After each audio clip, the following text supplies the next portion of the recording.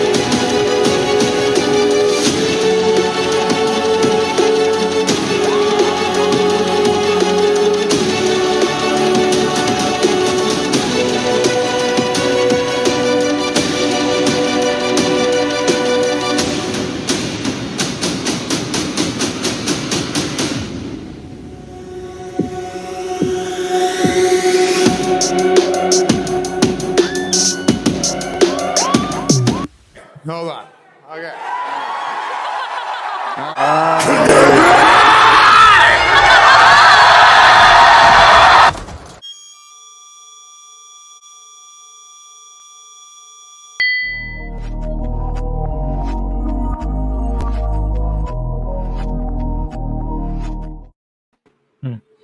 All right, hey everyone, Mike7 here, and I'm back with another video. Today we're going to be covering The Boys, season 3, episode 4 and 5. This is a combined review of 2 episodes, so 4 and 5. I'm with the good co-host of mine, the Mr. Grey Pill podcast. How you doing, man? Doing good, man. I appreciate you letting me on. Absolutely. So yeah, so we're going to cover. This is a spoilers review of episode 4 and 5. So you have not watched the episode, please not watch this video until after that. Then you can watch it here. But I just want to give a go to Grey Pill first. What was your thoughts on the 4th episode going to the 5th? So what was your thoughts on that? Very surprising. Just for 4 to 5. It was very unexpected. I kind of wish it had more to it, just for me, because I wanted to binge it, but unfortunately, you got to wait once a week for it. I love Chemical part to it. I love the musical. I loved just the sidebar. They'll push you one direction and bring you right back to it. Pretty much ask for more. So far, that's all I got. What I'm saying, how I feel about it, but I love it. Definitely love it. Yeah, I will say that for me, that the big driving force for this obviously is Anthony Starr, playing Homelander. And just that now you've seen these 2 episodes of him now transitioning power, but he's getting the position he really asked for, but not realizing that he's not having a type of inferiority complex in a way that he just if something he doesn't know something, he feels stupid or he feels challenged by somebody, he instantly gets defensive, and then that caused a lot of tension with people at Vought and obviously with the 7. And then at the same time, you also got the boys could now Butcher, now that his powers, get revealed and everything. And also now Huey getting his powers through the temporary compound V. Now that's causing a rift in the team, and then now and in the and the first in episode 4 and 5, we now get the introduction of the main new character of the season, which was Soldier Boy, played by Jetson Ackles. So, I asked you, what you thought of him so far from these first 2, from episode 4 and 5. Well, I always loved him and followed him ever since. Oh my God, Supernatural. on my wayward son. I feel like if it's not a Pie Brown, it's just not the same. But no, great actor. I love the energy that he brought in just playing the character. It seemed like it fit him. So it kind of transitioned for me personally. Even though I'm a fan from him from Supernatural, it feels like there's a great disconnect just because he is a great actor.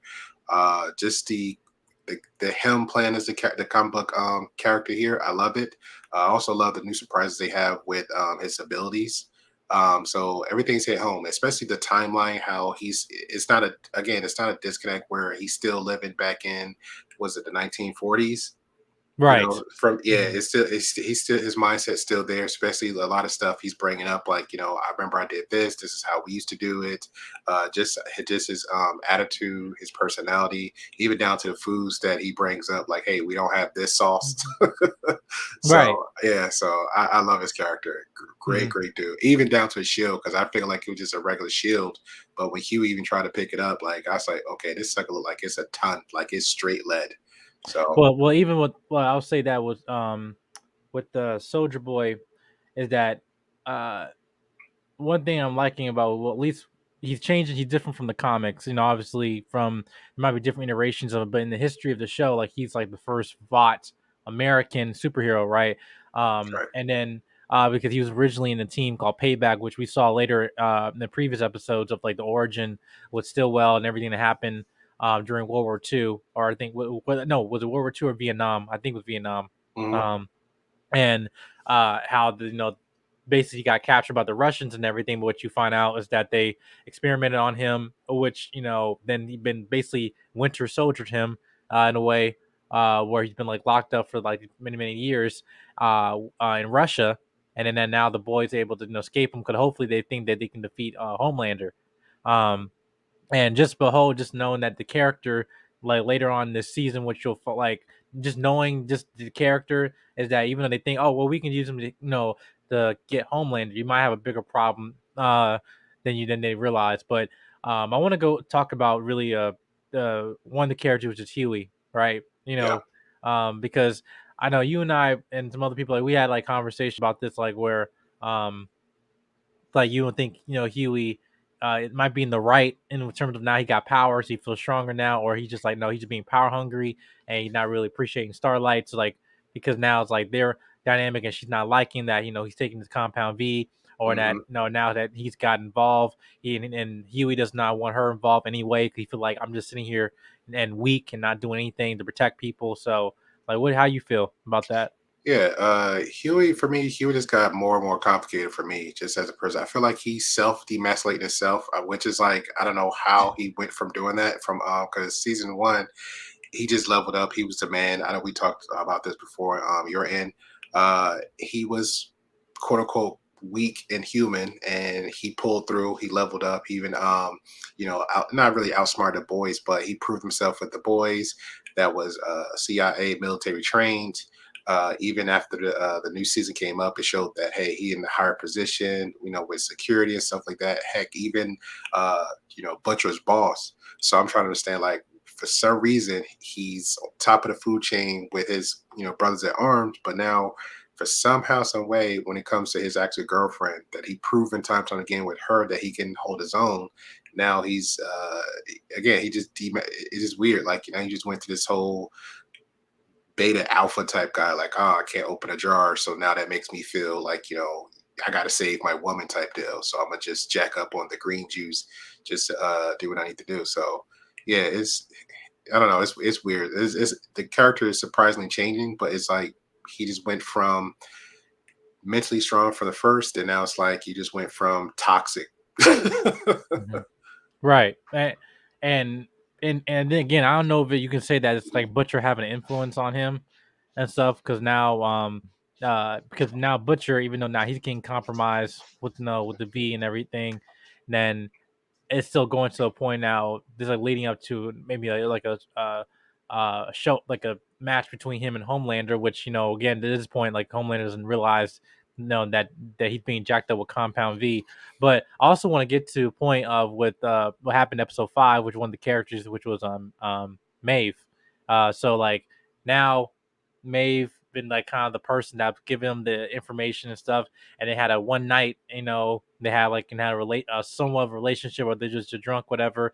But you can see this whole season, Maeve has just been preparing to fight Homelander. So I've been sober for 4 months. I'm trying to get him, whatever, and all of a sudden, um, like Homelander was like talking to her and stuff and saying like, "Hey, I can smell Butcher all over you," you know.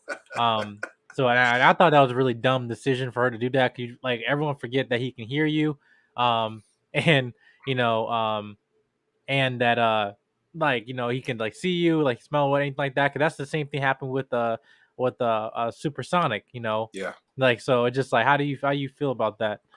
Honestly, that was where her is a great scene. It kind of sucked us as the character that she I'm just because I know a comic book world versus like the Hollywood realm and TV. So fingers crossed. Maybe there's hope that she might be still around. Because I mean, like they always say in the films, if you didn't see her get deleted, then we don't know. So there might be hope. I'm just gonna leave it out there. So fingers crossed. We'll see for the next episode. Hit that like and subscribe button so it might happen. But yeah, I don't think she thought it thoroughly like she claimed she did because even when the scene she said she said that she hated him so much, but just like Butcher, but they're not really thinking like about your enemy, right? All the strengths and all the weaknesses. They was so focused on one weaknesses, but they wasn't fully think about all the strength that Homelander had. So just making love to Butcher, but at the same time, it's like, okay, you just being near him. Like every time you leave away from Butcher, like I would just bleach, shower, detox something just to make sure I have no sense. And then even Butcher's Homelander's son said the same thing to him, like, hey, you just smell different, you smell weird. So it's like, why even? I don't know. They just didn't think they would have full deck. So I hope that she's still around. Keep my fingers crossed. But the love scene, excellent, excellent. So Hmm. Yeah, because my thing is, so I don't think Maeve's gone. Like I know what stuff that happens in the comics, yes, too, but I don't believe Maeve is actually that because like they keep referring to like even the whole they wouldn't have that scene with Starlight saying like where is she, right? And they keep saying oh correct. no she's at retreat.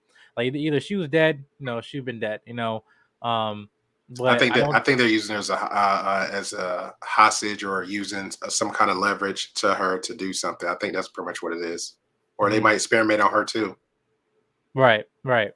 Um, yeah, because I do believe that in that scene like they would I don't know they could prepare some like where she might come back or they just have her hot like I don't understand if she was alive what is he holding her for.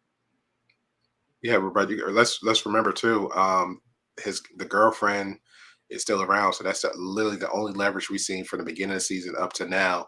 That can be held on her. That's all I can think. Like you can grab some regular human, but somebody that you know that she actually like and care about, and she warned her many times in previous seasons. It's like, hey, Homelander, know that I have feelings for you, so he might use that. And the fact that he has in his weird way still have some kind of feelings or his heart is for me because they've been together for like way back when. So it's like, hey, I'm not gonna just completely delete her because he learned his. I think he feel like in some way he learned his lesson when he did that with the first woman in season Mhm. was it the first early season. So I think he kind of thinking a little bit more about it, more diabolical about it, how to handle this one. Yeah.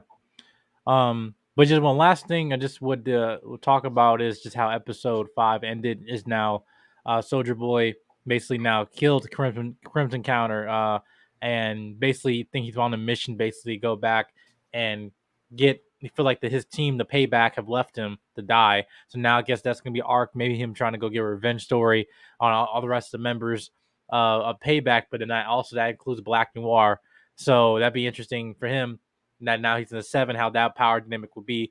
But to also have, potential match of like Soldier Boy and Homelander, with Soldier Boy was the main Vought hero, and then Homelander is the one today who's where he was, in the 40s or so. So it's just like now you having these two people as like, these icons are supposedly in bot history. Now thinking, they're top dog, but who actually really has the upper hand. But yeah, I really hope for me personally, I like to see that arc. But let's talk about also to end off with this the scene with the A Train and Blue Hawk in the community center. Yeah, that's a new one. I like that dynamic because I think before when we had this conversation, it's just the realism of it, just the whole show. It takes a lot of different elements to just throw it in your face.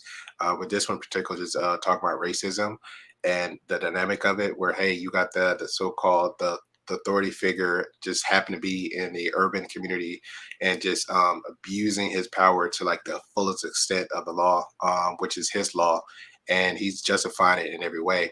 And then when given the choice, like, hey, well, let's apologize for it, and A Train's brother there, it doesn't work out the way that he thought it was, especially his brother tried to pretty much pre-warn him about it. And when it kind of goes left, like, hey, let's go, this, that, third, the next time he just acts a fool, throwing everybody, shoving them, arguing back and forth. And then now happened his brother just got is critically injured. Like, so Mhm. what do we do with this now? And I'm gonna be honest, A Train's condition, like, I don't see it. You know what I'm saying? So it's like, what can I do? What should we do from there? So maybe he might still be on the popularity A Train mentality, or he might actually do something about it. So we'll Mhm. see. Yeah, yeah. Hopefully, I'm just saying, way Train is like, you want to like this character, but after what he did in the previous episode of, like, basically airing out Supersonic, willingly, and now he's like, oh, I'm gonna get my justice and stuff, and now it's happening to him. You He's know, selfish. Yeah, it's kind of selfish. yeah, I just been that's my main pivot to him from the beginning. He just been selfish from day one. Just been Hmm. selfish. You had so many chances. You got the success. You got out whatever poverty, if that was the case, onto to the just being famous. You got the money. You got the fame. You got the girl. Somehow you screwed over the girl. You had a Hmm. chance to redeem yourself, even though you wanted to be back into the seven. Then now it's like you're still back on that hype. So I don't know.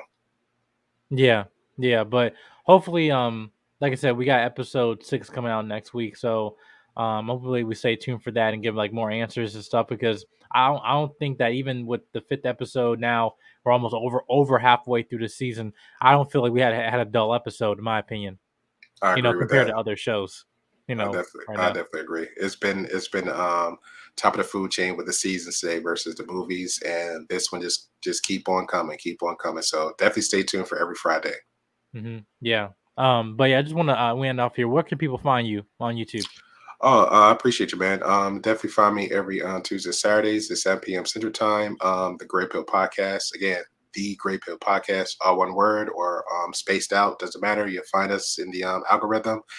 Hit that subscribe button, hit that like, hit the bell notification, and we have great conversations every Tuesday. We alternate. One Tuesday is all men panel will be next week, and then after that will be the all women's panel, and then this Saturday at 7 p.m. Central Time will be a co-ed with men and women get together and have a great conversation. So appreciate you. No problem. I'll put a link in the description so you guys make sure you can subscribe to Great Pill Podcast there.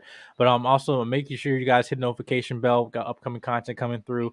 Until next time, the Gen Mike 7 Great Pill, and we'll see you next time. Peace. We are out.